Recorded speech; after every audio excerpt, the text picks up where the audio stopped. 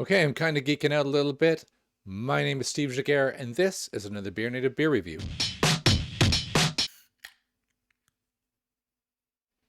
Why am I geeking out? Well, because I've managed to connect my keyboard, and I'll show you. Hold on. This little guy, I can do stuff like this. Oh, look. If you're new to the channel, why not subscribe? Follow me on Instagram. Put it on, watch my Twitter, etc. Ooh, but then I can make it go away.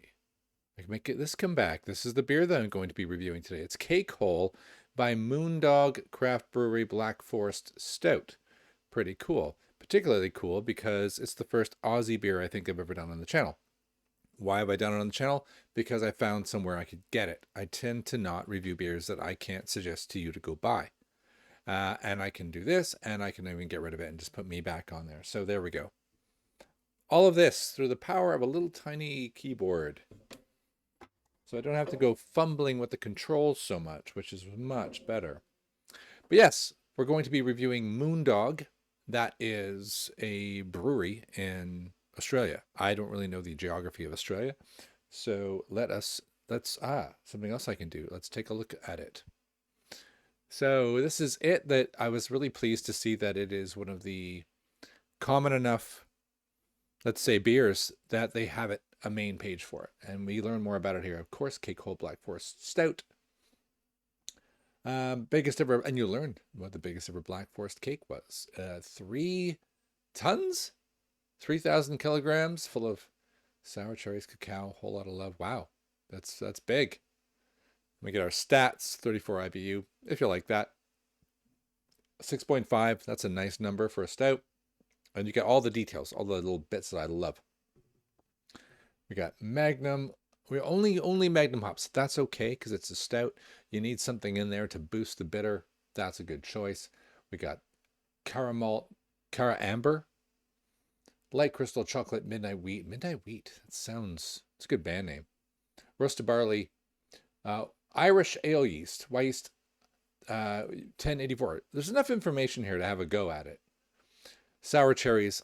I actually don't know what sour cherries are, but I guess if I made Black Forest cake, I would know what that was, right? Cacao and vanilla, not a surprise. Cacao and vanilla, pretty common adjunct to stouts that are trying to taste like that, right? And I'm not going to get into the debate as to adding junk into stuff. Does that count? Is it real? Is it still beer? Yeah, sure, fine. We're in the craft era. Do whatever you want, right? It shows where you can buy it if you're in Australia. So it sounds like they have premises in Preston and Abbotsford. They have a shop. You can learn about beer. They have these non-alcoholic, are they non-alcoholic fizzer things? Yeah, they've got a seltzer company, which is like totally different. Still Moondog. I don't know. It's a little slightly boozy. All right. So there's something. No, you're not going to know my location. Screw you guys. All right, let's get back to it. Where did I buy it and where can you buy it if you're in the United Kingdom where I am? Brewdog, whatever. They say they have an exclusive. Maybe they do. But the point is they have it. You can buy a bunch. Why not? Why not get it? You know, it's one of those opportunities. I'm not going to be going to Australia anytime soon, given the current still pandemic. So how am I going to get stuff like this? Well, great. They've done a big import. They've got some on the books. Pretty reasonable price, $3.69 for a beer I can't get here normally. I'm cool with that. If you want to know where they're based, like what part of Australia, if you're familiar, I'm not at all. Way down there. There's Perth. I'm sure you know where Australia is, but yeah. There's New Zealand. If we zoom in and just get a little bit better look at it. Oh my God. This is like having to navigate. Canada, Australia's big. I think we know that. But Melbourne, look at that. It's pretty isolated, but there it is, right smack in the middle. So there you go. If you're looking to get one of these the hard way, go there or there. If you want to get the easy way, check out Beer 52. They have some in stock. I ordered it because I had racked up some extra points through reviews. I have actually recently canceled my Beer 52 because I think I'm done with that. There's a lot of other offerings out there these days thanks to COVID, so I'm going to do that now. But I spent my points. I bought one of these, and let's talk about it today. It sounds, in theory, pretty awesome. So let's go back to here. There's the ticker. Let's get rid of the ticker one. Let's go back to the standard me. This is working so far, this whole changing scenes. here it is, the actual beer itself, the Moondog Cake Hole. And I love the art. It's pretty goofy. It's just got cherries, all sorts of stuff on it. It's got this weird woman who creeps me out just a little bit. But you know, what's a beer without being creeped out a little bit by it, right? Let's pop it. I have the glass, an old. I live in a city called Grantham in the United Kingdom, and they used to have a beer festival, and this is a glass from it. And they're not very well organized here. They haven't had one since. Oh, this is such a beautiful head that I'm gonna just fill it right to the top, so it looks like I'm a gigantic human, and I have this tiny little pint. But check that out. That's a really dark color. Let's zoom in. I don't normally zoom in these days. It's got a sort of cola-like light head, but look at a nice dense black. And I don't even see any color. I'm gonna hold it to the window. Give me a moment. No, I don't even see any reddish browns around the outside edges that would indicate any form of sort of obvious other color. So that's very cool. Let's give it a little smellsy.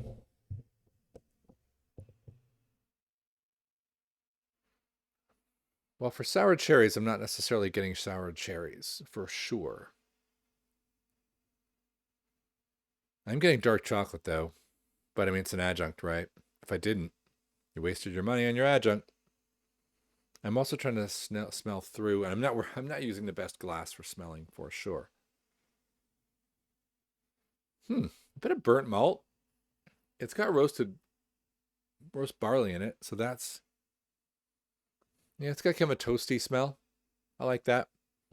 Well, let's just dive in, shall we? Yeah.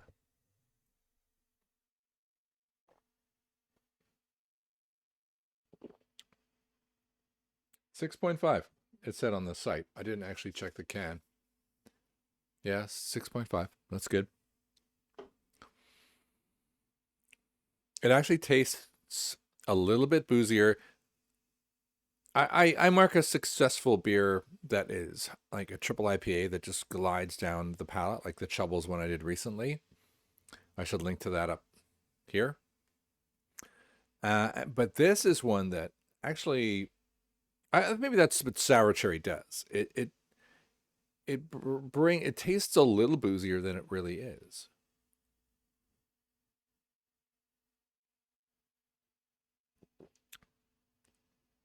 It gives the illusion of an imperial stout without the mind-numbing characteristics associated with such beer.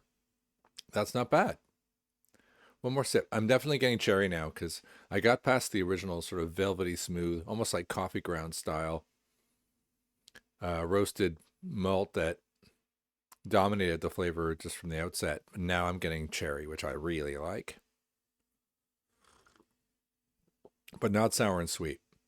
Not an overcooked Black Forest cake.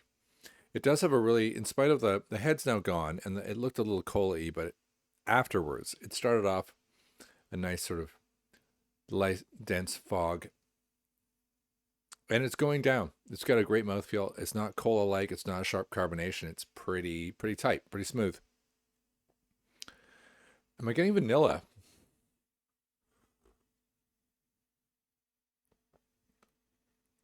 I'm getting more coffee than vanilla. I'm barely getting vanilla.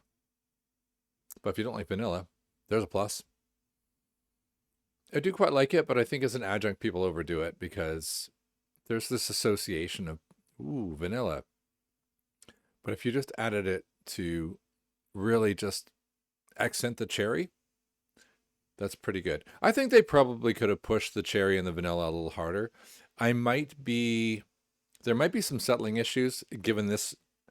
I don't think this was like rebrewed here. It says brewed at Moondog Brewery, Abbotsford, Vic.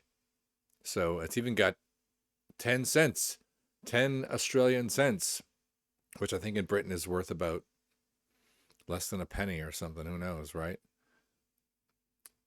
Yeah. No, I think this is the real deal. Who knows what happens to something like this in transit, though? So I may have lost some of the nuance. I hope not. It's still good.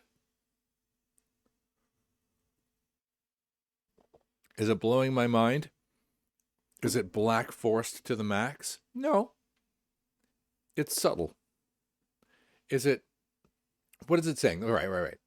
They're talking about the biggest black forest cake on this site I'm looking at. Packed, full of cherries, cacao. That does make me think this is going to be a whopper, and it's actually a really nice, subtle, cakey. It's not as black foresty as an actual cake. I think they could have taken it a little bit more, you know. They could have turned the dial up just a bit, but it's really still very good. Okay, let's rate it. Let's do that. Did I make a screen for this? I didn't make it yet. It's still on StreamYard. I'm going to make a cutaway that when I start scoring, I'm going to go ba-boom, but I haven't done it yet. You'll have to wait. Let's do the packaging and the art. Let's bring it back. Let's do, oh, I can do it here. So that doesn't really give it too much justice, but if you see it, let me give you this, because when I like the art, you know I like the art when I zoom it. Check this creepy woman out. Wrong way. Check that. That's nightmare. That's going to cause me nightmares, right? That's a good thing. Look at the texture. Just subtleties in the design. It looks like a cheap lookbook style fashion, but it's so freaky. That's a winner. I like that. I always turn the focus the wrong way immediately after doing that. So yeah, it's quite good. So that's going to get a 4. Not mind-blowing, but still very good. Extra effort there put in. Packaging standard 3. Nice work. Starting with a 7. Very difficult to blow my mind with unique packaging, and that's going the extra mile, right? But still, 7's a good start. Accuracy. It is a black forest, smooth, nice, cakey finish. I think they did a great job on the mouthfeel. When you're going to talk cake, mouthfeel is the first thing I think about.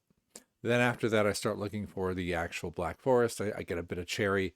I get just a hint of vanilla. But is that personal preference? I think they achieved what they were going for, but they didn't knock it out of the park. So 4. Is it unique? Not really. It's not just a standard stout.